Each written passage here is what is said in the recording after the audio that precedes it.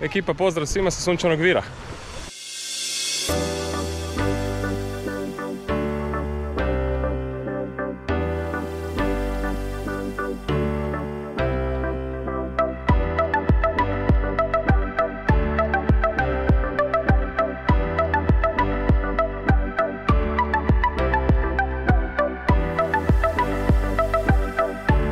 Vjerujem da ste često čuli izraz snaga i jakost, a da li znate koja je razlika između jednog i drugog, to jest što je snaga, a što je jakost?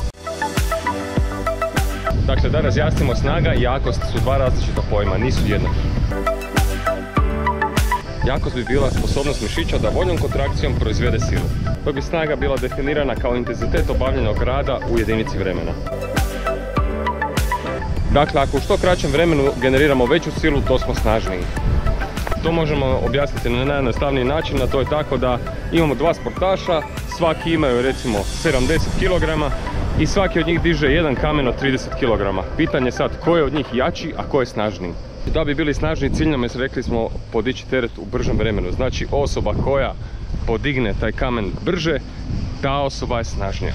Ako ste shvatili koja je razlika između jakosti i snage, zapratite me na mojem kanalu i vidimo se idući put, ekipa. Lijepi pozdrav sa Sunčanog Vira.